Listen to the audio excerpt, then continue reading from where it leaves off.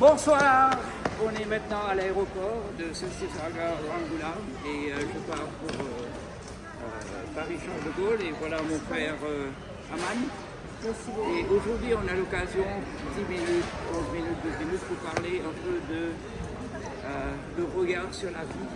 Et un des trucs que j'aimerais bien aborder avec Aman, c'est par exemple regarder en arrière. Et si tu prends le time machine et tu as 18 ans, et toi, avec tout ce que tu as accumulé, toute la sagesse que tu as, les remarques que tu as faites, et tu te rends compte toi-même à 18 ans, 17 ans, 16 ans, qu'est-ce que tu te dirais? Et imagine que le petit va écouter un petit peu et accepter à engager la conversation avec la version un peu plus vieille. Qu'est-ce que tu dirais au jeune Aman qui a 16 ans, 17 ans, bien qu'il vient tout juste d'avoir la bourse de Goldberg? Qu'est-ce que tu lui dirais?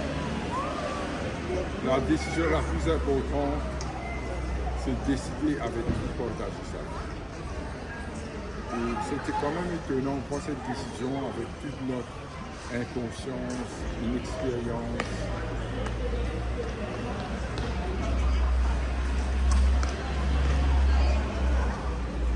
Alors que c'est tellement important. Par exemple, si on décide d'employer quelqu'un, surtout dans un calibre, on doit quand même faire un employé, on lui demande de soumettre son résumé, son CV. Et ensuite de ça, on fait peut-être des analyses de caractère, on voit s'il y a une compatibilité. En France, souvent des tests de Rorschach. Des tests de quoi? De Rorschach.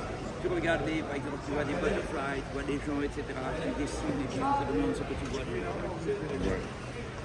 Mais malheureusement, on n'a pas fait tout ça. Et même si on le fait, il y a quand même un grand... Comment dire ça? Un pourcentage. Il y a quand même le hasard. Le hasard va décider, même si on a bien décidé, on a bien étudié tout le problème. Parfois, on peut prendre une bonne décision pour de mauvaises raisons, tout comme on peut avoir quand même un bon résultat en se basant sur des présomptions qui sont complètement fausses. Alors tu aurais par exemple des tuyaux à donner. Bon, ça c'est un constat et c'est très important, c'est une décision importante dans la vie. Mais si on va un petit peu plus loin, quels sont les tips? Par exemple, des trucs qu'il faut faire, des do's and don'ts, right? C'est qu'est-ce qu'il faut faire, qu'est-ce qu'il faut regarder et des trucs qui sont pas importants. Comment discerner? Disons que tu as plusieurs personnes qu'il faut choisir. Quels sont les critères que tu mettrais en avant aujourd'hui? Alors que peut-être avant c'était pas si clair. Ou peut-être c'est toujours pas clair. Non, mais même si on donne des conseils, il n'est pas évident que les jeunes vont écouter. Bon, c'est non pas l'expérience, il n'y a pas le vécu. Et disons, arrivé à un certain âge, on porte peut-être beaucoup plus d'importance à l'expérience. Alors que peut-être les jeunes vont te dire que l'expérience c'est quoi. Vous n'êtes même pas prêt. Imaginons que le petit est très sage, il écoute le conseil. Peut-être il ne sait pas écouter le conseil, mais il sait écouter, il écoute le plus âgé, le plus d'expérience. Quels sont les préceptes, les principes, les contraintes, les directions à suivre que tu dirais? Quel tips peut-être? Non, le tip c'est peut-être trouver un bon mentor. Un bon mentor, c'est quelqu'un qui peut peut-être guider, garçon, comme je disais. Il y avait beaucoup de choses, je réalise que j'aurais pu faire, que j'aurais pu faire, mais disons, il n'y a pas quelqu'un qui guide. Je me rappelle quand même, j'avais un certain moment de ma vie, je me disais, écoute, j'ai beaucoup de temps, je voudrais apprendre, je voudrais m'éduquer. Par exemple, si j'arrive un bibliothécaire, lui m'a conseillé les livres à lire. Il m'avait parlé, c'était un mémoire. Il m'a donné quand même quelques conseils. Ça m'a quand même aidé. Il m'a dit qu'il y a tel livre que tu peux lire. Il s'appelait à la position Souci. C'était quelqu'un de très très bien. Et non seulement lui donnait des conseils, il organisait peut-être des soirées. Avant, il n'y avait pas cette histoire de YouTube et tout. Donc, on organisait des soirées musicales. Complètement, c'était pas live. C'était déjà sur des cassettes. Et jukebox? Non, c'est même non, les cassettes, c'est pas les cassettes comme il avait après, très simplifié, là, c'était long, là. Et lui, ce qu'il faisait comme des bibliothécaires, tout était bien organisé. Aujourd'hui, on peut choisir telle notion qu'on fait. Là, par exemple, c'est le jeu du Beethoven. Il dit, tu veux écouter ça? Donc, ça c'est 423. Vous cherchez, hein. Il cherche 423 et puis il met ça. Donc, c'était quand même intéressant. Il organisait ça avec quand même, il y avait des repas, il organisait, c'était une soirée Mais la question de musicale. comment reconnaître un bon mentor d'un mauvais mentor, parce que maintenant tu mets ton destin en quelque sorte entre les mains que tu supposes être un bon mentor. Mais toi, étant très jeune, peut-être tu ne peux pas discerner entre un bon prof et un mauvais prof. C'est un peu difficile quand même. Comment est-ce que tu peux savoir si c'est un bon mentor ou un... Peut-être que le mentor est très bien pour toi, mais son mentor n'est pas très bien pour toi. Et vice-versa. Donc, est-ce qu'on repousse pas un peu la problématique de Non, mais choisir la moi je personne crois que c'est quand même d'avoir un mentor, mentor peut-être c'est un mot un peu fort, mais mentor, c'est quelqu'un quand même, non, il y a quand même des choses qui paraissent, donc la personne peut discuter avec toi, et puis tu te dis non, mais ça peut-être ça n'applique pas, c'est pas ce que j'aime, c'est pas pour moi. Donc je crois que mentor peut toujours, on a quand même la possibilité de refuser. On peut proposer une idée, on dit bon, j'aime pas cette idée. Alors s'il n'y a pas de mentor, on n'a même pas pensé. Souvent, comme je dis, bon, souvent c'est la question qu'il faut se poser. C'est pas la réponse qui est importante. Si on se posait la question, on aurait su. Donc on dit écoutez, on va à la mer. Si on se pose la question, est-ce qu'il faut emmener un maillot? La question est oui. Mais si on ne s'est pas posé la question, et puis arrivé au bord de l'eau, on dit tiens, on ne peut pas nager, j'ai pas de maillot. Donc c'est quand même. Mais pour retourner cet élément de hasard, c'est quand même très important. Comme je te disais tout à l'heure, la chance ou la malchance d'être né, c'est quand même avec une éjaculation de 40 millions à 1,2 milliard de sperme. Et maintenant, ça dépend aussi de la mère. Un mois après, c'est un ovule complètement différent. Ça, ce sont les constats, mais la question, il y a toujours la description et la prescription. Right? On peut constater que le hasard, c'est la au cours de l'histoire. Mais il y a un côté, une partie que tu peux contrôler dans ta vie, il y a une partie que tu peux pas contrôler. Tu peux pas contrôler le climat, par exemple, qu'il fasse du vent ou qu'il pleuve ou qu'il fasse beau, la température, tu peux contrôler. Mais par exemple, tu peux contrôler, tu peux porter un t-shirt ou bien tu peux mettre ta chemise, tu peux mettre un pantalon. Il y a une partie que tu peux contrôler, une partie que tu peux pas contrôler. Pas de commentaires sur entre la périphérie de ce que tu peux contrôler vis-à-vis de ce que tu peux pas contrôler. Est-ce que ça faut l'élargir, le garder constant, ou avoir plus de techniques, ou de contrôler ou discerner ce que tu peux. Tu ne peux pas contrôler des gens, donc c'est pas la peine de se fâcher que quelqu'un ne fait pas ce que tu t'attends parce que cette personne va contrôler.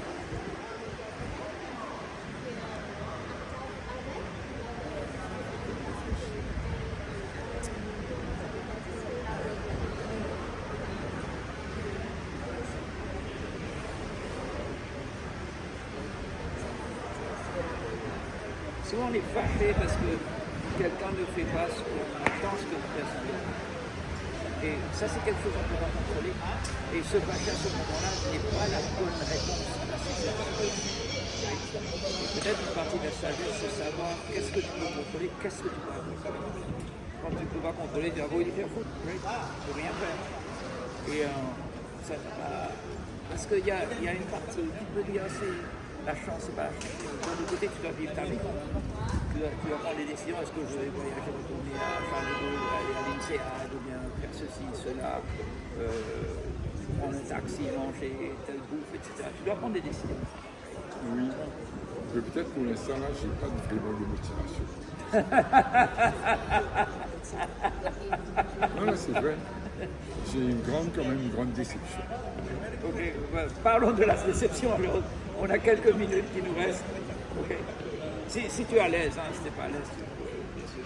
Comme ce sera public, je préfère ne pas le dire. Ok, parle de quelque chose où tu penses que tu es assez motivé pour en parler, mais qui n'est pas trop personnel. Moi, comme je te disais, malheureusement, quand on regarde bien, tout découle de l'intelligence. Et l'intelligence, on en a le mérite d'être intelligent ou de ne pas être Tu es né intelligent. comme ça. Tu es né comme ça. Donc à partir d'intelligence, peut-être c'est la possibilité de mieux comprendre. De l'intelligence découle la compréhension, de la compréhension découle la générosité, et de la générosité, l'amour. L'amour de son prochain, essayer de rendre un monde meilleur après son départ, d'avoir contribué, d'avoir fait quelque chose. Il y a des gens, par exemple, je ne sais pas beaucoup de personnes, il y a certains qui me disent, ici on fait beaucoup de monde de travail, mais je n'ai jamais pensé à ça. Avec votre argent, je n'ai pas pris de ils disent, bon, j'ai réussi à faire mon fils devenir ici, à étudier. Ouais, il y a des gens qui sont quand même très reconnaissants. Je ne sais pas, ces derniers temps, je ne suis pas très... Tu n'es pas motivé au niveau description, prescription, analyse ou c'est le manque de motivation sur quel aspect? Non, finalement, souvent, on parle du bonheur. Est-ce que c'est nécessaire d'être heureux? Est-ce que c'est nécessaire d'être heureux? Peut-être que ce n'est pas nécessaire d'être heureux, mais c'est pas très bien d'être malheureux. Non, mais disons, moi, je pense que je peux pas être malheureux de toute façon. Ça peut m'embêter, je peux être malheureux. Hein? Tu es malade. Non, non, je n'ai pas ce problème-là. Je n'ai pas de douleur. Si tu as des douleurs, c'est pas fun quand même. Tu es au lit, tes pieds au lit, tu es handicapé, tu as coupé les pattes. Hariri décrit la conscience, c'est la douleur. Moi, ça me serait être heureux, c'est pas quelque chose d'être heureux. Et quand on souffre, on le sait. Yeah. C'est peut-être le bonheur, c'est le manque de douleur. Il faut définir le bonheur comme ça. Right? T'as mal à la dent, t'as mal au ventre, non, t'as faim, non, ok, tu es heureux.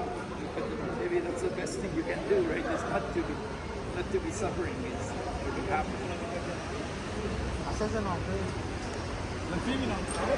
Et tu as quelques réflexions à partager avec la famille sur des trucs qu'il faut continuer de faire.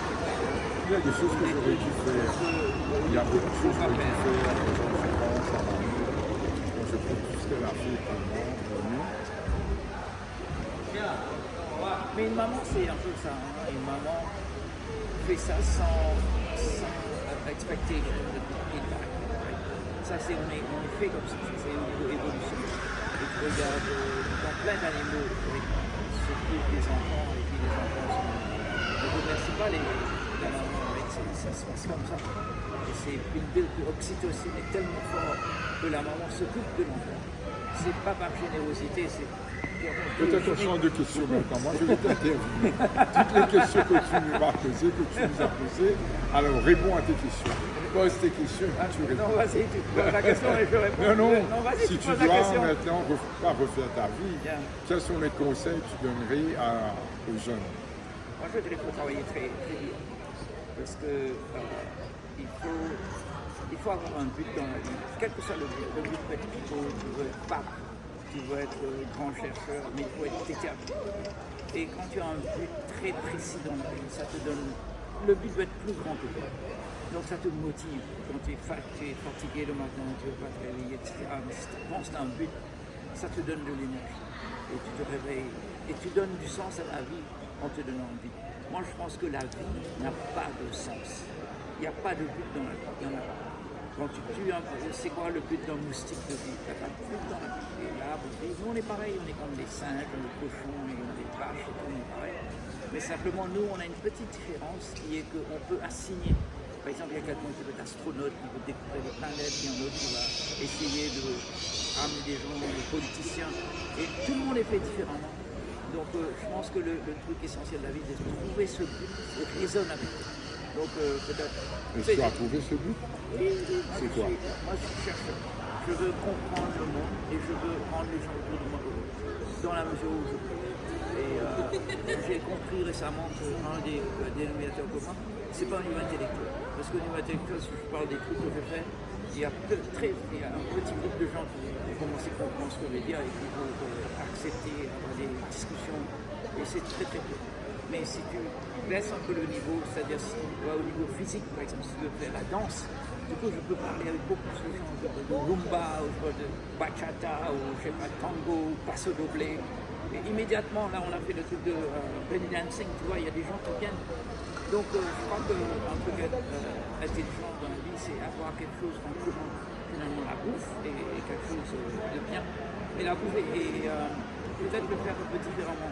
Parce que tout le monde mange tous les jours, right? Donc tu as les gastronomie, dégustation et tout ça. Si tu veux, le vin est quelque chose qui ramène les gens ensemble. Donc je crois qu'il faut avoir un but.